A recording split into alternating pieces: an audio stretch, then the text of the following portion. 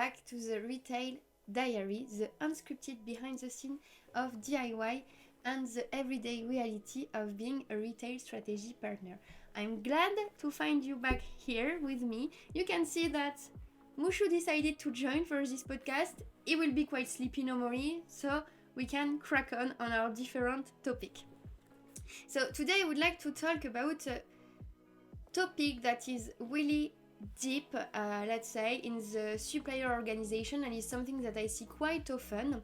So I wanted to share it with you because it can resonate, and or maybe at the end you will say like, it's absolutely not me, but that's alright. So I want to talk about internal misalignment. And generally when I said these words, what I've observed is like, we are alright, everything is going well, we are collaborating together, and there is no particular issue.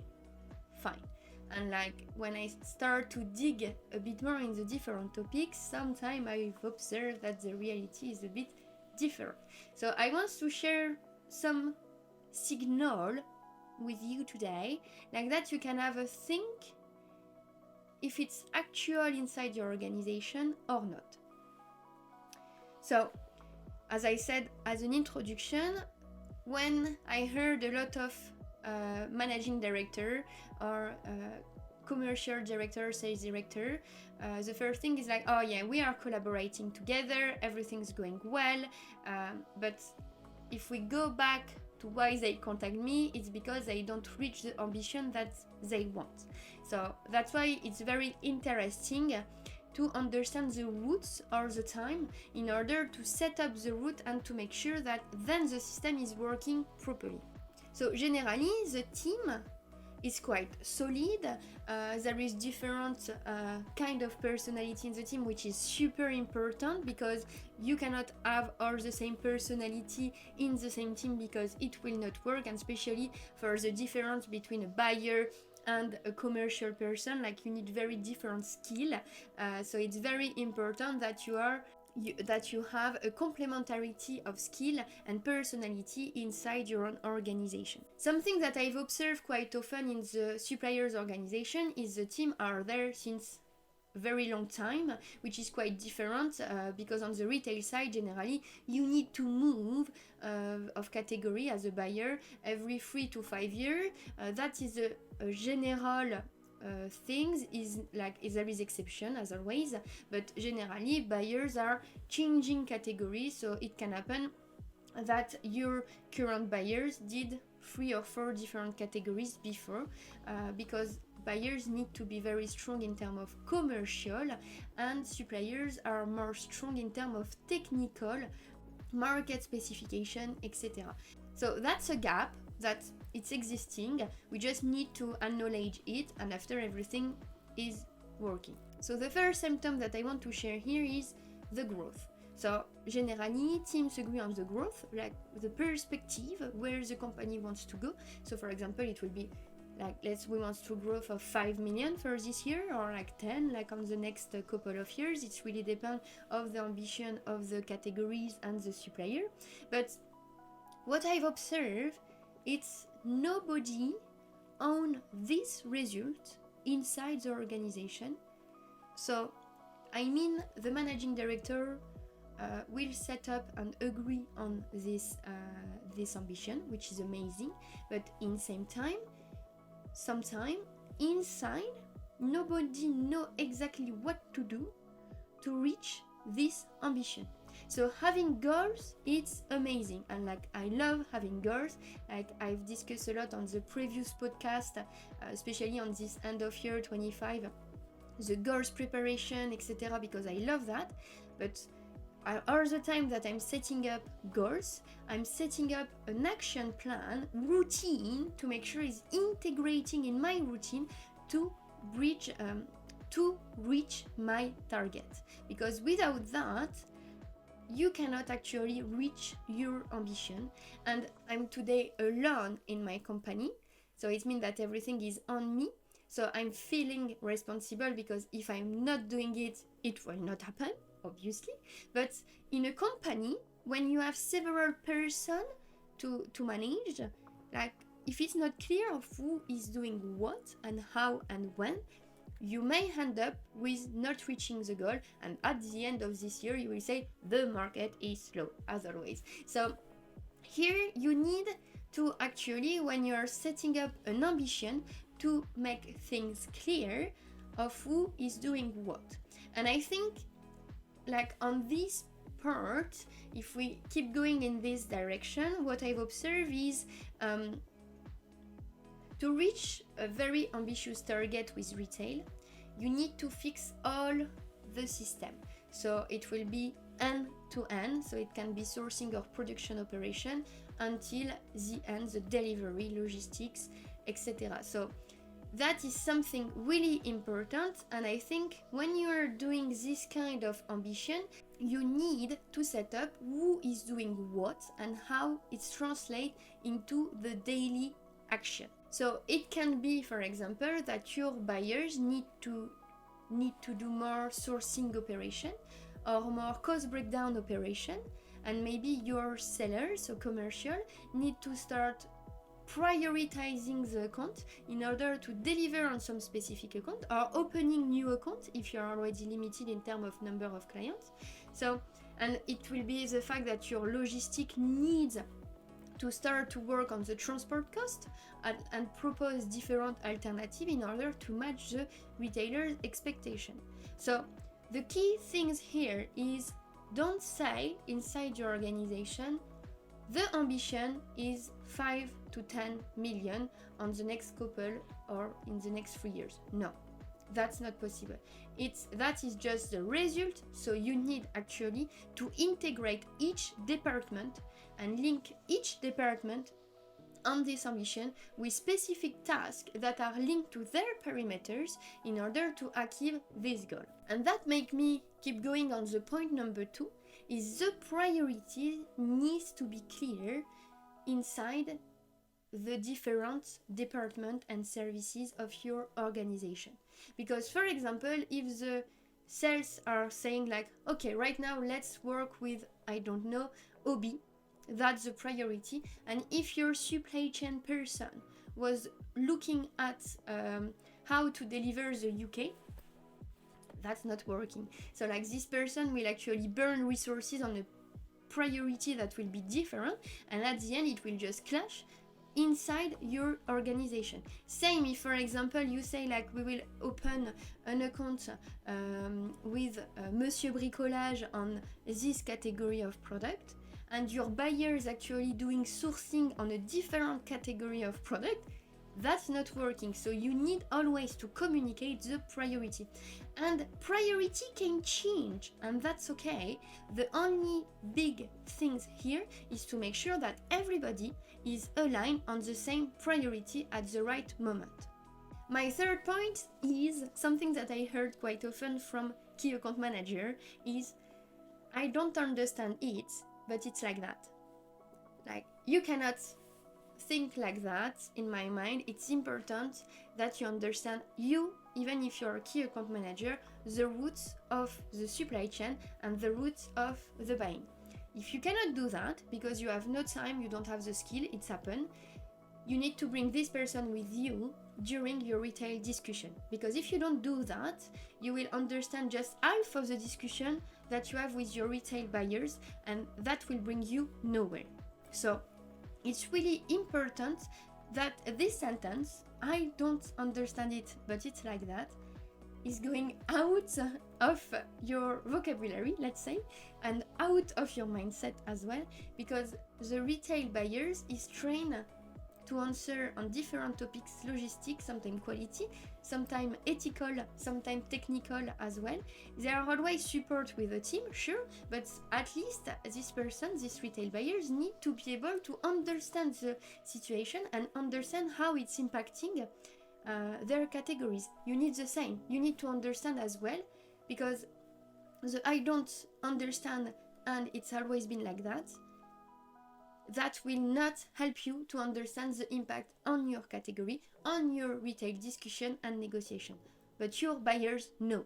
And like, that's making, once again, a big gap that you could cover by maybe taking 1 hour to understand, or by taking the right person with you all the time.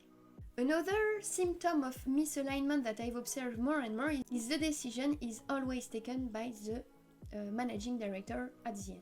So I'm not saying that we need to reduce the responsibility of the managing director, no, because he is the managing or she is the managing director, they have the responsibility, but because what I've observed, sometimes there is like a clash of perspective, there is a fight on defending the perimeters or the point of view, etc., and there is no alignment because the different parts don't understand the other part, or the decision always arrive to the managing director desk. And I'm not saying that this managing director needs to be a part, no. I'm just saying that normally if you had a bigger alignment, you should not always go to approve the decision or to make your managing director take the decision instead of you guys, to have like a proper collaboration between you. So I'm not saying that that's happened all the time, but that's happened quite often, and I think that could be something that can be done differently if teams were more aligned together, like the decision will be more bringing an evident decision to take to your managing director. And trust me, more you will do that, at one point your managing director will be like, that's okay, let's talk about that later, and like you can keep going guys, that's great. So, and that is something really interesting that you could actually improve in these symptoms that are existing today in order to take started the ownership and like some decision. So for example, at the beginning of my career, I have to build evident decision because you have 20 stakeholders around the table, retail ecosystem, to take this decision. And like at one point you are developing skills to build the more evident decision, and that's working when you are starting in collaboration and in alignment with the different teams around you.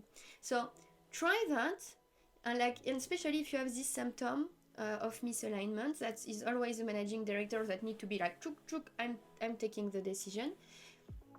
Try to say to the other person where you're struggling to take decision with, to say like, let's have a think, let's put all the different scenarios on table, let's understand and let's progress together. It can take you time at the beginning, yes, because talking, debates, etc. takes time, and that's just the beauty of human. But at one point, if you manage to master this, you will save so much time then, because you will save time as well as energy, because you will be more aligned, and like the first decision will be complicated, yes, but the next one will be much more easier. So try that and let me know how it goes. The next point is tough question came from your clients.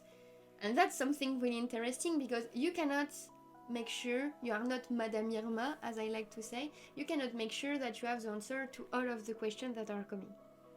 But retail buyers, and I must admit I love to do that, when they point an incoherence, they will put it straight in your face when you will be in a very tough discussion or negotiation.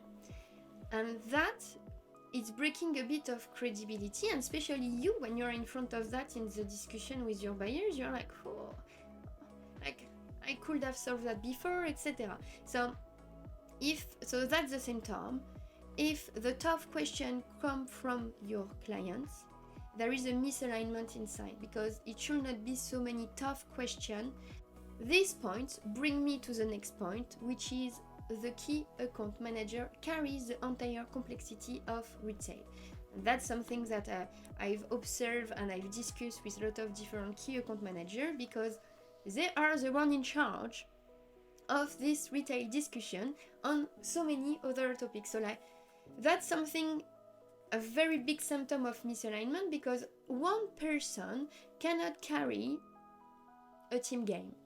And retail ecosystem, it's a team game. You need to be ready to work with retail, because it's draining resources, it's draining energy. You need to be resilient to work with retail as well. And I want to say, it's not because like 100% of the fault of retailers, it's not 100% of the fault of suppliers neither, is not what I'm saying. It's just, yeah, like they are planning range for 2 years in advance. Sometimes trends are changing, or like new actor on the market, or new things, etc. So yeah, like you need to be resilient, you need to be prepared, you need to have a lot of answer, you need to repeat yourself as well, and all of that, all this complexity and this energy cannot be put on one person's shoulders. It needs to be a team. And I think, yes, it needs to be one key contact, but behind this key contact, you have a full team ready to work on this topic. And I said that especially if you don't master how retail work, because if you are a bit more knowledge and you work with retail since maybe 25 years, but you have also understood the new retail ecosystem, the new decision-making process, etc., that could be manageable to 3-4 person, and I'm not saying behind all the time is 20% from one retailers. It's just saying that you need to have the proper setup, because everything on one person's shoulders will not bring you anywhere actually. The next point is the same issue is coming back each year, and that's something that makes me laugh so much internally, obviously, but it's just when you have an issue inside your organization and the year after the same issue appear and everybody's like, well, I don't know, like it's just like that. Every year we have that. Oh, and do we think that's normal? If the same issue is pointing every year, you need to actually fix it, because you will not carry the same issue during 10 years. Because if you are carrying the same issue during 10 years, you are not building growth because of that issue that you know that each year, maybe at the same period, is coming again. And the good example here is your retail and like retail negotiation, the annual one. So if like all the time it's like, oh, we have no time, like we need to do the negotiation, like let's take the figure of last year, and at the end of the result you are, oh, but that's the same issue every year. Yeah, change your method, progress, do something different. I love this sentence. If you want to get something different, you need to do something differently. That's obvious. And my last point on this topic is, if you lost a tender recently, have a feedback. Have a feedback all together. Sit in a room, half a day, like the full afternoon, you will need it, and put everything on a whiteboard, everything that happened. Everything you missed during this project, any opportunity you missed as well, any good things that happened, what could have been done better as well, could be something, but put everything, and based on that, draft the process for your next tender. As a retail strategy partner, what I've observed is tenders are lost because there is no process behind.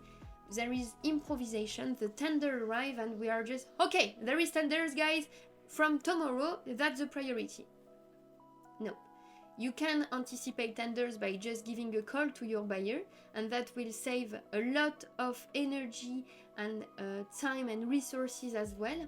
You can also anticipate a tender by asking at the beginning if you should go or not go on this tender.